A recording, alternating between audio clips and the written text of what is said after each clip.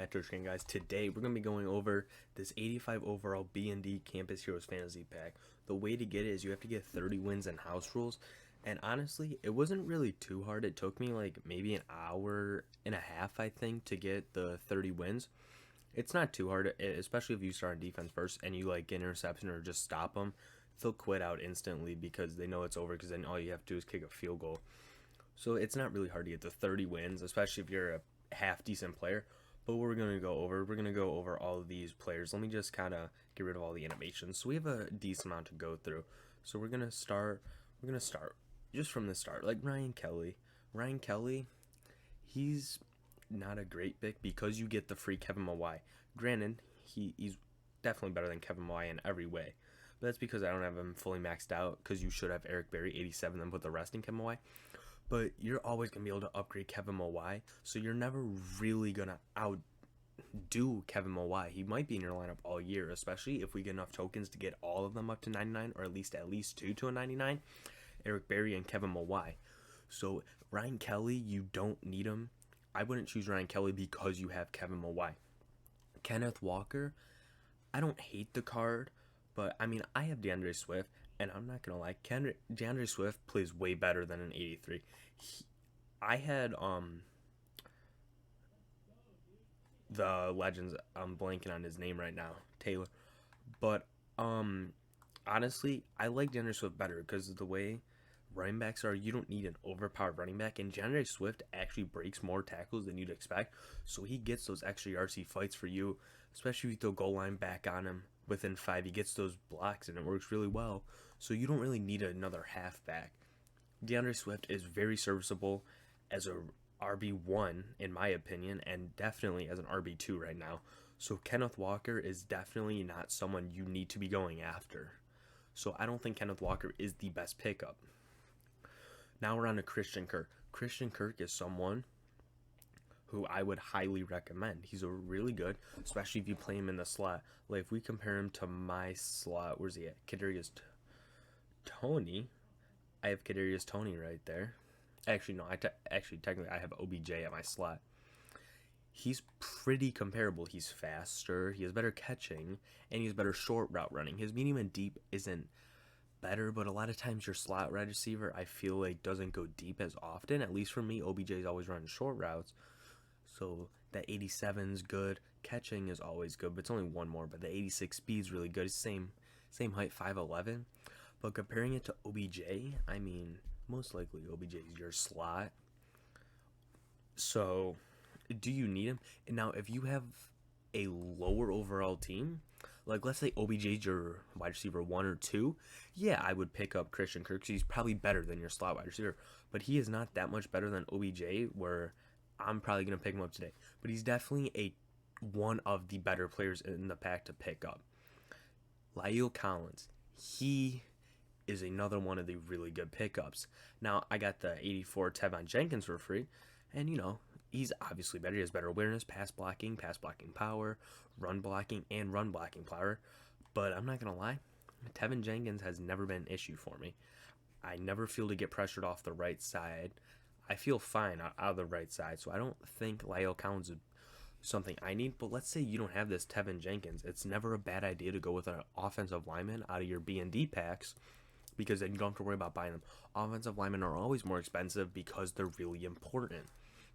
And this 85 La'el Collins will be good for you probably for the next 2 months. I don't see, at least for another month, at least until Most Fear starts coming out, I don't see a card like that many edge rushers coming out that's going to overpower La'el Collins. So definitely pick him up. If you need a offensive lineman, La'el Collins is definitely the way to go. He's a really good and serviceable, and will be good for you for at least the next month, if not 2. Next we got, who's next? Deshaun Elliott. I mean, safeties, I don't see safeties being a big thing. Eric Berry is very suitable.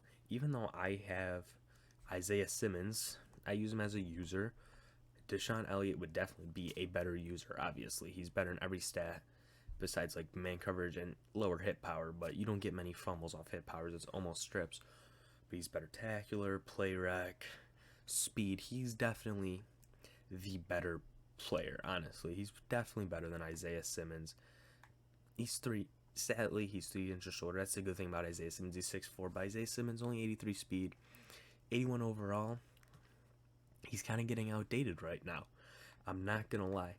So Deshaun Elliott is definitely in number one up, and is definitely one of the top picks for me, especially with that 85 speed. That's very serviceable for a user right now. You don't need someone with 89 speed at this moment. A lot of times you just got to cover the middle until you pass off to your next safety or something. 85 speed is definitely serviceable enough for being a user if you really need if you need a user right now. Next we got Adoree Jackson. Adoree Jackson might be my favorite card in this whole pro out of these 85s. He's got 87 speed. He's 5'11", so he's on the short side. If you get Adoree Jackson, I'm playing him in the slot. Mainly because if you come down here, his man cover... Actually, I don't even know if that's true because his man coverage and zone coverage is still very high. Just Jalen Ramsey is just that high when it comes. He doesn't have a great press, but his man coverage being 87 is huge. Only 79 play rack. You'd like to see that be a little bit higher, at least hit 80. That's what you're really looking for. But I mean, he's 87. He's never gonna get burned. He's not gonna get burned. He has 87 jumping, so that 5'11" doesn't really matter because he's gonna be able to. He's got those hops. You know what I mean? So he doesn't seem like worrisome. Like if I were to put him at cornerback, well, I would put him at cornerback once to go up against wide receiver two. It's weird how that works. But like I'm not worried about him getting fried. He has high man coverage. I would think he'd be very serviceable at cornerback, especially if you play him at the slot where you don't have to do much.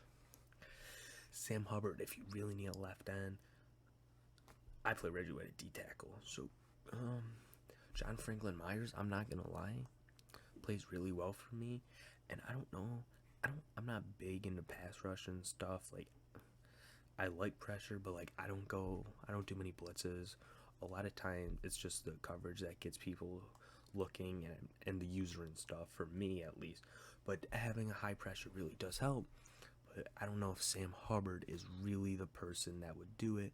His power move isn't great. His finesse move isn't much better. Like, if you really look at it, Franklin Myers has that 81 finesse move. He doesn't have that 80 power move, but neither does Sam Hubbard.